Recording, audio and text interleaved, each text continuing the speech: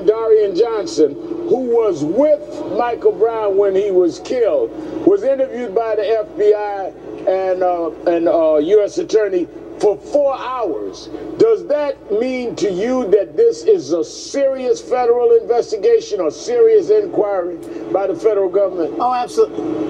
Absolutely, Reverend Al. And here's the other thing. That it wasn't really 4. It was more closer to 3. They took him over the accounts over and over again.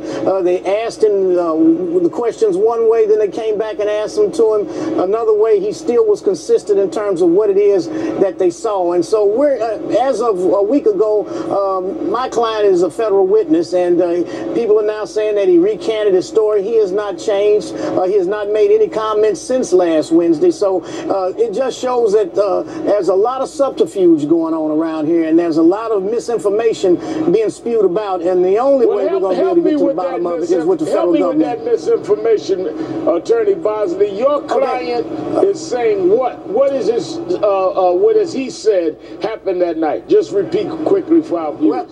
Well, real briefly, they walking in the middle of the street. There's an officer coming from the opposite direction. He slows, they stop. He tells them to get the F on the sidewalk.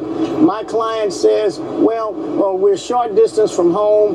We're going to keep on walking. And Big Mike says, Mike Brown says nothing at that point. They keep walking. The officer throws his car in reverse, catches up with them rapidly, then says something like to the effect, "What did you say?" and attempts to get out the car. He's so close up on him, he can't open the car door. So he and Mike start having some conversation, some real words, and he reaches out and grabs Mike by the throat. Mike, of course, is a big guy, so he's really just moving away from the officer. Then the officer latches on to his shirt. He pulls him closer to the car.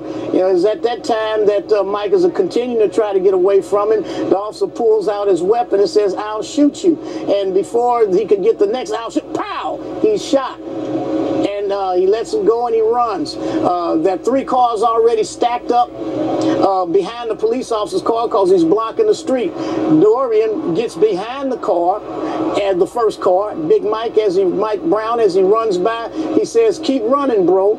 So Dorian looks at, pays attention to that, but the officer is right behind. So as Mike passes by, the officer passes the car. Dorian then is able to get a field view of what's going on. He says that there are more that there's shots fired, and he's thinking that one hit Mike in the back. Now the autopsy says that it was one that hit him in the arm that could have come from the back. Mike then puts his hands up, turns around, and the officer closes the gap and continues the shooting, and he falls on his face. Okay, and that's the story.